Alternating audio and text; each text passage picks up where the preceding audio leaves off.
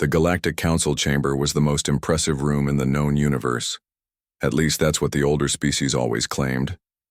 Its high ceiling reached up almost 50 meters, with glowing orbs of soft light floating near the top.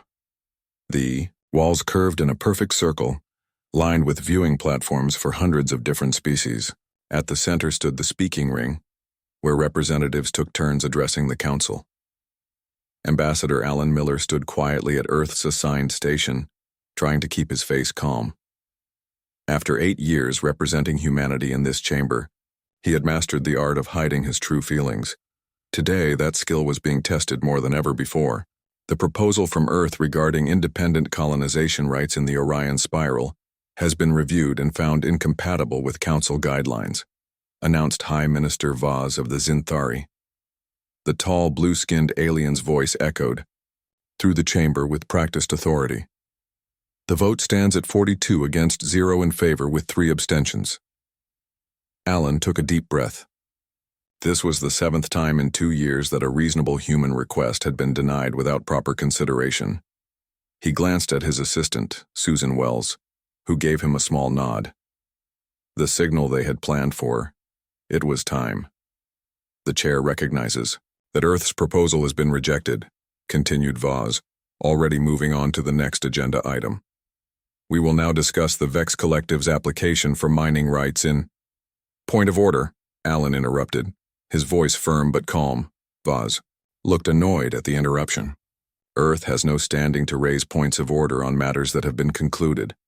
I am not addressing the previous vote, Alan replied. I am exercising Section 12, Paragraph 8 of the Council Charter, which allows any full member to address the Council on matters of critical importance. A murmur ran through the chamber. This rarely used rule couldn't be denied without cause. Very well, Vaz said with obvious reluctance. The representative from Earth may address the Council. You have 5 minutes. Alan stepped forward into the speaking ring. The lights automatically adjusted to focus on him, and the translation systems hummed to life, ready to convert his words into the 100+ languages used by Council members. Distinguished representatives, he began. For almost a decade, humanity has participated in this council with good faith and honest intentions. We arrived on the galactic stage eager to learn, to contribute, and to become valued members of this ancient institution. He paused, looking around the chamber, making eye contact with representatives from several species. During these years, we have followed your rules. We have paid the membership fees that you deemed appropriate for a developing species. We have shared our unique cultural perspectives. We have contributed our innovation and labor to council projects. Susan tapped a command into her pad, and data began appearing on the large screens positioned around the chamber. Here are the facts, Alan continued, his voice gaining strength. In 8 years, Earth has submitted 42 proposals to this council. 39 have been rejected outright. The 3 that passed were modified so heavily that they barely resembled our original submissions. He gestured to another screen showing trade statistics. Earth goods are taxed at an average rate of 42% when entering council markets, while council goods enter Earth markets at just 15%, the rate you insisted upon in our membership agreement. Our ships must pay premium rates at every council port, despite the fact that human-operated transport now makes up 23% of all cargo movement in council space. More murmurs spread through the chamber, but now with a different tone. Some representatives looked uncomfortable. When we asked for access to basic terraforming technology that 15 other species received within their first year of membership, we were told humans were not ready. When we requested permission to establish self-sufficient colonies, we were denied based on regulations that have not been applied to any other species in the last century. Alan's voice remained steady, but everyone could feel the building intensity of his words. Most disappointingly, when we shared our advances in medicine, computing, and agriculture, these contributions were claimed as collective developments, with minimal acknowledgement of Earth's input. Yet when we seek access to similar shared knowledge, we are told that humans must earn their place through centuries of loyal service. High Minister Vaz stepped forward. Ambassador Miller, These grievances are hardly matters of critical importance warranting an emergency address. If Earth wishes to file formal complaints, there are proper channels. I have not finished, Alan said calmly. And yes, this is indeed a matter of critical importance, as you are about to discover. The room fell silent again. Even Vaz seemed taken aback by the human's directness. For 10 years we have attempted to be good partners. For 10 years we have been treated not as equals, but as naive newcomers to be exploited and controlled. Alan reached into his pocket and pulled out a small data crystal. I have here a formal declaration, signed by the United Earth government and all 17 human colony worlds. He placed the crystal into the reader at the center of the speaking ring. The Council's automatic systems immediately began processing the document, and its contents appeared on all screens around the chamber.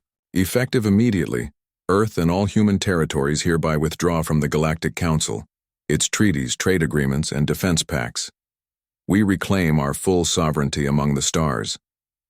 The chamber exploded into shocked conversations. Several representatives jumped to their feet while others frantically consulted with advisors. Vaz's blue skin had turned almost white. This is unprecedented, the council president sputtered from her elevated platform. Ambassador Miller, surely this extreme action can be reconsidered. Perhaps we can form a committee to address your concerns. With respect, Madam President, this decision is final, Alan replied. For years you have offered us committees and studies instead of equality and respect. We will no longer accept delays in place of dignity. He turned to look directly at Vaz. You mistake our patience for weakness, our willingness to compromise, for desperation. That was your error. Susan had already gathered their materials. The entire Earth delegation stood in unison. Earth does not close its doors to peaceful relations with individual species who wish to deal with us as equals, Alan said, raising his voice slightly to be heard over the growing chaos. Our embassies will remain open on worlds where we are welcome, but we will no longer subject our future to votes where we have no meaningful voice. With that, Alan stepped out of the speaking ring and joined his team. Together they walked toward the exit, ignoring the shouts and calls for them to return. Behind them, the council chamber descended into disorder. The Arcadian representative was loudly demanding answers from the council leadership. Two normally peaceful species appeared to be arguing heatedly. The Vex Collective representatives huddled together, their communication lights blinking rapidly in what appeared to be panic. As the doors closed behind the Earth delegation, Susan allowed herself a small smile. That went well, she said quietly. Alan nodded, feeling the weight of the moment. The easy part is done. Now comes the hard work of building our own path. They boarded their shuttle in silence. By the time the council managed to organize an emergency session to discuss the human withdrawal, the Earth embassy ship had already jumped to faster-than-light travel, heading home with news that would change galactic politics forever. Back on Earth, President Frank Morgan stood at the window of the orbital executive office watching the stars. His secure communication device chimed. Mr. President, came Alan's voice. It's done. Any immediate response? Frank asked. Shock, mostly. They didn't think we would actually do it. Frank nodded, though Alan couldn't see him. They never understood us, did they? Never realized that all their small humiliations were being tallied. No, sir, they didn't. Safe travels home, Ambassador. Earth is ready for what comes next. As he ended the call, Frank looked once more at the stars. Out there, the news was already spreading across council space. The humans had walked out. And soon, very soon, the council would realize exactly what that meant. They will return within a week, High Minister Vaz declared to the emergency session of the Galactic Council. 3 days had passed since the humans had walked out. The Earth colonies cannot survive without council support. This is merely a theatrical display to gain attention. The blue-skinned Zinthari stood confidently at the center of the speaking ring, addressing the gathered representatives. Most nodded in agreement, comforted by his certainty. The council president, an elderly, Meridian named Elza, looked less convinced. Perhaps we should consider some of their complaints. The trade imbalance they mentioned. Nonsense, interrupted Vaz. All new species pay their dues. The humans have been members for barely a decade. The Zinthari served for 3 centuries, before gaining full trade rights. From her seat among the senior members, Ambassador Kree of the Arcadians spoke up. But none of us had so quickly become essential to transportation networks. Human ships now carry almost a quarter of all council goods. Easily replaced, Vaz said with a dismissive wave. The Juraxians can increase their shipping capacity. The meeting continued for hours, but ultimately the council decided to wait for the humans to return. No concessions would be offered. No changes would be made. The council had stood for thousands of years. One young species could not upset the established order. On the frontier world of Kezra Prime, Captain Donna Rodriguez supervised as her crew loaded cargo back onto her ship, the North Star. "Captain, the Port Authority wants to speak with you again," said her first officer, Ben Harris, walking up with a concerned look. Donna sighed. "Tell them the same thing I said an hour ago. Earth has withdrawn from the council. All trade agreements are void. I'm taking my goods to New Jakarta Station where they'll be appreciated." The Vex port manager hurried across the landing pad, his 4 legs moving quickly. "Captain Rodriguez, please. You cannot simply leave. Your agricultural shipment is already promised to 3 colony worlds in this sector." Donna turned to face him. "Then you should have treated Earth fairly when you had the chance. I've got buyers willing to pay double at New Jakarta with no import taxes." She showed him her tablet with the new prices. "Unless you'd like to match this offer?" The port manager's eyes widened at the figure. "This is extortion." The council will what?" Donna asked calmly. "Earth is no longer a member. Your threats have no power anymore." As her crew sealed the cargo bay, Donna gave a small bow to the frustrated manager. "Good luck explaining to those colony worlds why their food shipments aren't coming. I hear the Juraxians might have ships available in about 3 months." The North Star lifted off 30 minutes later, leaving behind a panicked port authority already receiving angry communications from dependent colonies. Across council space, similar scenes played out as human merchants suddenly withdrew their goods and services from established markets. The ripple effects were immediate and unexpected. 1 week after Earth's departure, the council communication networks began to fail. "What do you mean, offline?" demanded Council Security Director Pell, as technicians scrambled around the central communication hub on Meridia. "The transponder relays in the Orion arm are no longer responding," explained the lead technician. "We've lost faster-than-light communication with over 200 worlds. How is this possible?" "Those are Council systems." The technician looked uncomfortable.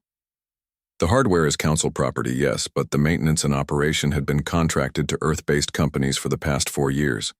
They apparently shut down their operations when Earth withdrew." "Reactivate them immediately." "We can't.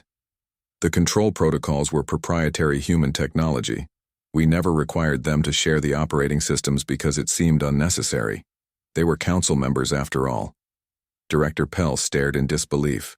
"Are you telling me that no one in the council knows how to operate our own communication network?" "The humans offered to sell us the full technology several times, but the Technology Oversight Committee always denied the request, saying it would give Earth too much influence." The technician paused. In retrospect, perhaps that was short-sighted. In the diplomatic chamber of the United Earth Government in Geneva, President Frank Morgan addressed the assembled human ambassadors who had been recalled from Council worlds. "The initial phase has proceeded as expected," he said, studying the large display showing status updates from across former Council territories. "The communication disruptions are causing more chaos than anticipated. It seems they had become more dependent on our tech than even we realized." Ambassador Alan Miller, now appointed as Director of Independent Relations, stood to report. 3 non-council species have already reached out to form direct alliances with Earth. The Tellarites, Brevins, and Norabi, all formerly under Earth's protection within the council structure, have announced they are also withdrawing in solidarity with us. A murmur ran through the room. This was an unexpected development. "That's going to hit the council hard," noted Susan Wells, who had been promoted to deputy director. The Narabi control nearly half the galaxy's supply of rare helium isotopes. Frank nodded. We didn't plan for this, but it works in our favor. How are our colonies handling the transition? Better than the council colonies, replied HFY Minister Greg Lawson. As instructed, all our worlds had been building independent infrastructure for years. They were prepared. The president walked to the window, looking out at the rebuilt skyline of Geneva. For too long they treated us like children who needed guidance. They never bothered to look closely at what we were building right under their noses. He turned back to the room. What's the status of the defense grid? Greg brought up a new display showing positions of ships and defense platforms. Fully operational. We've activated the protective shields on all 17 colonies. If the Council decides to use military action, they'll find us far better prepared than they expect. And our ships? The Earth fleet has withdrawn to our territories as ordered. No incidents so far, though 2 Council patrol vessels did attempt to stop the EAS Horizon. Captain Catherine Lee informed them of our new independent status and continued. On course. They chose not to pursue. Frank smiled slightly. Wise decision on their part. On the Council capital world of Meridia, the emergency session had been ongoing for nearly 48 hours. The once orderly chamber had descended into near chaos as reports of spreading problems flooded in. 15 agricultural worlds in the outer sectors are reporting food shortages, shouted the Bravani representative. The human transport ships were their main supply line. The financial networks are showing dangerous instability, added the Juraxian trade minister. Human banking systems were integrated with ours. Their sudden withdrawal has frozen nearly 30% of all council transactions. High Minister, Vaz no longer looked confident. This is clearly a coordinated attack on council stability. The humans planned this treachery for years. Ambassador Kree of the Arcadians rose slowly from her seat. The chamber fell quiet. The Arcadians rarely spoke in full sessions, but when they did, all listened. Is it treachery to prepare for independence? She asked, her voice calm but carrying to every corner of the room. Would not any species take precautions when faced with consistent unfair treatment? She looked directly at Vaz. Perhaps instead of blaming humans for leaving, we should ask ourselves why they felt they needed to leave, and why they were able to become so essential to our operations in such a short time while we barely noticed. The council president tried to regain control of the session. We must establish an emergency response committee to address these disruptions. Additionally, I propose opening direct communication with Earth to discuss temporary arrangements while we work toward reconciliation. Vaz sputtered in outrage. You would reward their betrayal with concessions? The president fixed him with a stern gaze. I would prevent the collapse of essential services across council space. Already 17 worlds have reported complete communication blackouts. This is no longer about pride, Minister Vaz. This is about survival. As the debate raged on, a junior aide hurried to the president's platform with an urgent message. After reading it, the president's face paled. We have just received word that Earth has begun negotiating with 15 non-council species to form what they're calling the Orion Cooperative. 4 of these species control key resource worlds that our central systems depend upon. The chamber fell silent as the implications sank in. They had believed humans would come crawling back. They had believed humans were dependent on the council. They had believed humans were technologically inferior. They had been catastrophically wrong on all counts, and this was only the beginning. 2 months after Earth's dramatic exit from the Galactic Council, the Council Military Command gathered in their secure facility deep beneath the surface of Meridia. The mood was grim as Admiral Jorex of the Vex Collective stood before the tactical display. Our battle coordination systems are failing, he reported, his normally metallic voice tinged with something that sounded remarkably like fear. Not all at once, but in cascading patterns that our engineers cannot predict or prevent. General Thask of the Zinthari Defense Force slammed his fist on the table. This must be sabotage. The humans have planted viruses in our systems, the chief. Technology officer, a Tellurian named Visk, shook her head.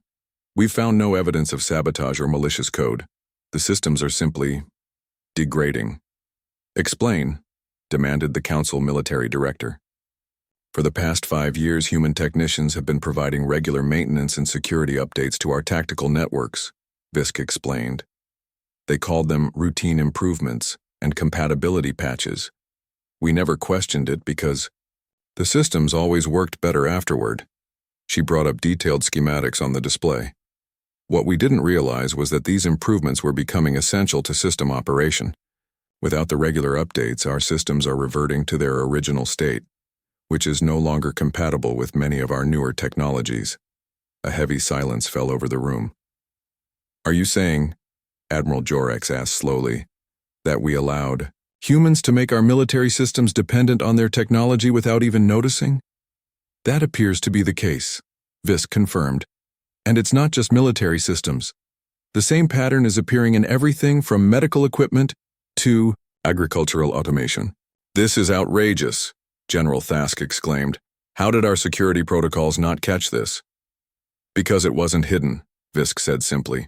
The humans were open about the updates. They offered complete documentation each time.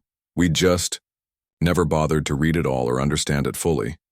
They seemed so helpful, so eager to contribute. The military director's expression darkened. Contact Earth immediately. We need those updates resumed. We've tried, said Visk. They're willing to provide them for a price. They want full technology sharing, unrestricted colonial rights, and a 90% reduction in the trade tariffs imposed on them. Extortion, roared General Thask. Business, corrected Admiral Jorex quietly. It appears we taught them too well. On Earth's primary colony world, New Terra, Commander Kelly Patterson stood on the observation deck of the Planetary Defense Headquarters.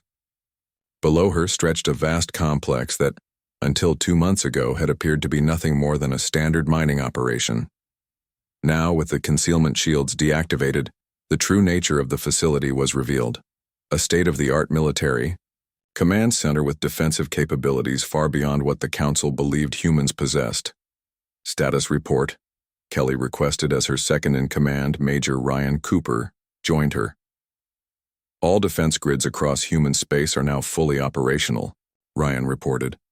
The last colony activated their shields yesterday.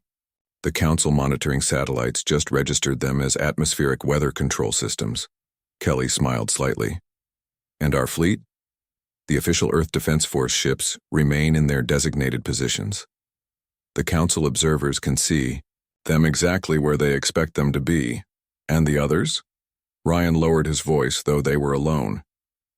The auxiliary fleet has been successfully deployed to the predetermined coordinates. 300 ships that officially don't exist are now in position around our key resource worlds and trade routes. Kelly nodded with satisfaction. For years, Earth had been building 2 fleets, the official one, which the Council monitored carefully, and a shadow fleet constructed in secret facilities hidden within asteroid fields and gas giant moons. The Council still doesn't understand who they're dealing with, she said quietly. They think we're just stubborn children throwing a tantrum. Their mistake, Ryan replied. Though to be fair, we worked very hard to maintain that impression. A communication alert sounded and Kelly activated the screen. Patterson here. The face of President Frank Morgan appeared. Commander, we're moving to Phase 3. The Council has just sent another delegation to offer concessions in exchange for technology support. Their 3rd attempt in 2 weeks, Kelly noted. They must be getting desperate. Indeed. It's time for your press conference. Show them enough to make them nervous, but not enough to provoke a military response. Kelly straightened. Understood, Mr. President. Later that day, reporters from across former Council space gathered in the New Terra Conference Center. The room buzzed with anticipation as Commander Kelly Patterson took the stage, wearing a crisp Earth Defense Force uniform that no one outside human space had ever seen before. Thank you for coming, she began. I'm here to address rumors about Earth's military capabilities that have been circulating since our withdrawal from the Galactic Council. With a gesture, she activated a large display behind her showing statistics and images. Earth has always maintained a policy of open defense. What we showed the Council was real. What we didn't tell them was that it wasn't everything. The screen, displayed images of advanced ships and defense systems that made the reporters murmur in surprise. The Earth Defense Force currently maintains a fleet 3 times the size officially registered with Council authorities. Our defensive capabilities exceed Council military estimates by approximately 400%. She paused to let that sink in. This is not meant as a threat. Earth has no aggressive intentions toward any species, but we believe in being prepared. As humans often say, hope for the best, prepare for the worst. That's just our nature. A Zinthari. Reporter stood up. Commander Patterson, are you saying Earth deliberately concealed its military strength from the Council for years? Not at all, Kelly replied calmly. We reported exactly what the Council asked for. They asked about our official military vessels. We told them. They never asked about civilian ships that could be quickly converted for defense purposes. They inquired about our planetary shields. We showed them our first-generation technology. They never asked if we had developed anything better. She smiled slightly. The Council assumed we would share everything without being asked. That assumption was incorrect. On the former human embassy ship, now renamed Independent Star, Ambassador Alan Miller met with representatives from 15 non-Council species. The meeting room had been rearranged to form a circle with no head position, a deliberate contrast to the Council's hierarchical arrangement. Welcome to the first official gathering of what we propose to call the Orion Cooperative, Alan began. Unlike the Council, this organization will be founded on principles of equal representation and mutual benefit. He activated a holographic display showing a charter document. Every member species will have 1 vote, regardless of age, size, or technological development. Technology sharing will be open and transparent. Trade agreements will be fair and balanced. The Bravani representative leaned forward. And military protection? Many of us are small worlds with limited defenses. Alan nodded. Earth is prepared to extend our defensive network to all member worlds. In return, we ask only for the same commitment to mutual defense. As the discussion continued, Alan watched the faces around him. These were species that had been marginalized by the Council for centuries, treated as afterthoughts, denied a real voice. Now they were being offered true partnership. Meanwhile, his communication device quietly notified him of a new message from Earth. The Council had sent yet another delegation, this time offering even greater concessions in a desperate bid to bring humans back into the fold. President Morgan's response had been simple. The time for negotiation was before we left. We are no longer interested in joining a system where we must beg for equal treatment. Alan smiled to himself as he returned his attention to the meeting. The Council had never understood humans. They had mistaken patience for weakness, cooperation for submission. Now they were learning the truth about Earth, and it terrified them. 6 months after Earth's departure, the Galactic Council chamber no longer seemed as impressive as it once had. The floating lights near the ceiling flickered occasionally, a small but visible sign of the technical problems spreading throughout Council systems. More noticeable were the empty seats. Nearly a dozen species had now followed Earth's example and withdrawn from the Council. High Minister Vaz of the Zinthari stood in the speaking ring, but his once commanding presence had diminished. His blue skin looked pale, and his normally perfect posture showed signs of strain. The trade disruptions are temporary, he insisted to the assembled representatives. The Juraxian Shipping Guild has promised to increase capacity to replace the human transports.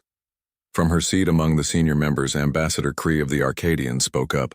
And yet basic supplies are now 3 times more expensive on frontier worlds when they can be found at all. A temporary adjustment period, Vaz responded quickly. 6 months is beyond temporary, said another voice. All heads turned in surprise. It was Representative Sulk of the Travosi, a reptilian species known for their caution and reluctance to speak in council sessions. The Travosi wished to know, Sulk continued, his scaled face impassive, why the Council continues to insist that the situation is under control when evidence suggests otherwise. Vaz's eyes narrowed. Does the representative question the Council's authority? The representative questions the Council's accuracy, Sulk replied calmly. The reports we have received about why the humans left do not match what our own investigators have discovered. A murmur ran through the chamber. The Travosi were respected for their careful research and precise information. Our investigation shows that humans made 28 formal requests for technology sharing that were denied without proper review. Salk continued. 17 trade proposals that would have benefited both humans and council species were rejected, based on regulations that have not been enforced for any other member in over 300 years. The council president attempted to intervene. Perhaps this discussion should be moved to a private session. No, interrupted Ambassador Kree. These matters should be discussed openly. For too long, this council has operated through private arrangements and unwritten rules that favor the founding species. Vaz's composure finally broke. This is outrageous. The founding species built the council. We established peace across the galaxy when the younger races were still fighting tribal wars on their home planets. And perhaps that achievement has led to certain habits of thought, Kree suggested quietly. A belief that the founding species should forever remain in control, regardless of what new members might contribute. The council chamber, once a place of careful diplomacy and measured words, erupted into open argument. Species that had remained silent for centuries were suddenly speaking up, questioning policies and decisions that had long been accepted without debate. In the midst of the chaos, no one noticed a junior aide passing a message to the council president. Her eyes widened as she read it, and she signaled urgently for attention. After several minutes, order was restored enough for her to speak. I have just received word that the Arcadian High Council has voted to begin the process of reassessing their membership in the Galactic Council. The chamber fell into stunned silence. The Arcadians were founding members. They had helped create the council thousands of years ago. Ambassador Kree rose slowly. This is not a decision taken lightly, she said, her voice carrying clearly through the quiet room. But the events of recent months have exposed fundamental flaws in how this institution operates. The human departure was merely the catalyst that forced us to see what has long been ignored. As she walked toward the exit, she paused and turned back. Perhaps it is time for all species to ask themselves whether this council still serves the purpose for which it was created. After she left, no one seemed to know how to continue the session. In her office on New Earth, Earth's newly appointed Minister of Interstellar Commerce, Lisa Navarro, reviewed the latest trade statistics with satisfaction. What had begun as an act of defiance had transformed into an economic revolution across this sector of the galaxy. Her assistant, Lucas Chen, entered with a fresh data tablet. The first shipments under the Independent Worlds Trading Charter have reached their destinations, he reported. 27 frontier worlds received Earth goods at prices 40% lower than council rates. Lisa nodded. And our merchants? Reporting. Profits 35% higher than under council regulations, even with the lower prices. Cutting out the council middlemen and taxes has created a more efficient system. She stood and walked to the large window overlooking the bustling spaceport below. Ships from dozens of species now docked freely at Earth facilities, trading directly without council oversight for the first time. How many worlds have signed the charter now? She asked. 63 as of this morning, Lucas replied. And we've received inquiries from 20 more. Most interesting are the requests from worlds that are still officially council members. Lisa raised an eyebrow. They want to trade outside council channels while remaining members? That's against council law, indeed. But they claim that since Earth is no longer bound by council regulations, trading with us exists in a legal gray area. He smiled slightly. Their legal departments are suddenly very creative. A communication alert sounded, and Lisa activated her screen. The face of Ambassador Alan Miller appeared. Good news, Minister, he said without preamble. 3 more council species have requested private meetings to discuss bilateral agreements, including, surprisingly, a representative from the Vex Collective. Lisa couldn't hide her surprise. The Vex? They've been aligned with the Zinthari against us from the beginning. Apparently practicality is winning over politics, Alan replied. Their industrial worlds are facing critical shortages of materials that human ships used to deliver. The Juraxians promised to fill the gap, but have failed completely. What are we telling them? The same thing we've told all the others. We welcome relationships with individual species, but we will not return to an unchanged council. On the Zinthari homeworld, High Minister Vaz faced the 5 members of the Zinthari Supreme Authority in a private chamber that few outsiders had ever seen. "The situation continues to deteriorate," said the eldest member, her voice harsh with age and disappointment. "Your assurances that the human departure would be insignificant have proven catastrophically wrong." Vaz bowed his head. "The humans were more integrated into council systems than we realized, and they had been preparing for independence for years while you ignored the signs," interrupted another member. "Reports from our own intelligence services warned that humans were building parallel infrastructure and hidden capabilities. You dismissed these reports." "They were a young species," Vaz protested. "Barely a century into interstellar travel. How could they possibly—" "Youth does not equal weakness," said the eldest member. "That was your fundamental error. You judged them by their age rather than their actions." She gestured to a display showing the growing network of alliances forming around Earth. "Now we face not just the loss of one species but potentially the greatest reorganization of galactic power in 3,000 years. The implications hung heavy in the air. The Supreme Authority has decided," she continued after a moment. "You will step down as High Minister. Your replacement will approach the humans with a more flexible position." Vaz stared in shock. "You would capitulate to them?" "We would survive," she replied simply. "Something you seem to have forgotten is our primary duty." She looked around at the other members before returning her gaze to Vaz. "The age of unquestioned Zinthari dominance is ending. We must adapt to a new reality, one where humans and other young species demand equal standing." Vaz left the chamber a broken man, the weight of history heavy on his shoulders. He had believed absolutely in the natural order of the galaxy, with ancient species guiding the young ones. Now that order was crumbling, and he could not understand how it had happened so quickly. The answer, had he been able to see it, was simple. They had mistaken humanity's willingness to learn for acceptance of permanent subordination. It was a mistake the galaxy would not make again. 1 year after Earth's dramatic exit from the Galactic Council, the Grand Conference Hall in Geneva was filled with representatives from over 60 species. The room buzzed with energy and anticipation as delegates from worlds spanning 3 spiral arms of the galaxy mingled freely, without the strict protocols that had governed council meetings for millennia. At the center of it all stood President Frank Morgan, now serving his final months in office before the next Earth election. Beside him was Ambassador Alan Miller, recently nominated for the position of First Secretary of the new Galactic Assembly.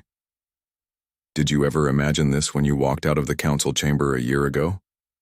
Frank asked quietly. Alan shook his head. "I thought we would stand alone, at least for a while. I never expected such a complete reorganization of galactic politics." "They were all waiting for someone to go first," Frank observed. "Once Earth showed it could be done, and more importantly, that it could be done successfully, others found their courage." The original Galactic Council still existed, but it was now a shadow of its former self. 28 species had formally withdrawn, while many others maintained only nominal membership while conducting most of their affairs through the new assembly. A soft chime indicated the ceremony was about to begin. The delegates moved to their positions, arranged in concentric circles rather than the hierarchical tiers of the council chamber. Earth had been offered the central position, but had declined, instead taking a place in the middle ring alongside allies of similar size and influence. As the proceedings began, a surprising figure entered the hall. It was the former council president, now serving as an observer for the remaining council species. She approached President Morgan during a brief recess. "I must admit," she said, "that we never truly understood your species." Frank smiled politely. "Few try to understand the newcomers.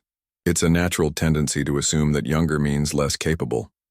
A costly assumption, as we learned." She looked around the hall, noting species talking freely that had never interacted in the council. "You have created something remarkable here."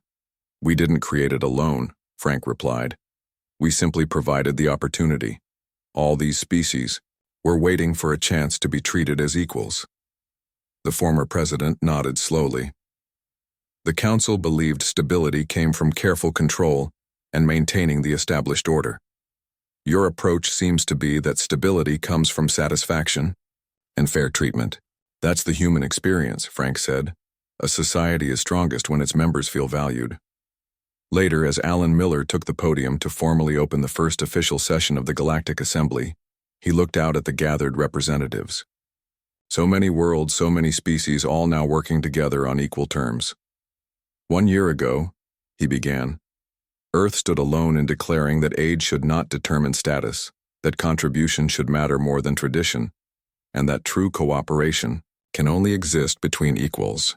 He gestured around the hall.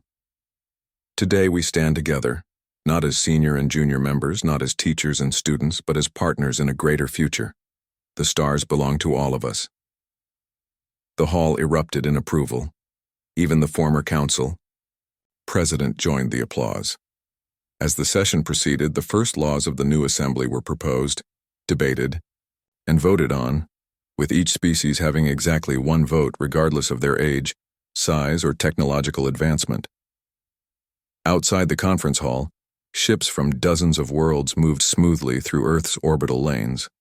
Trade flowed freely. Information was shared openly.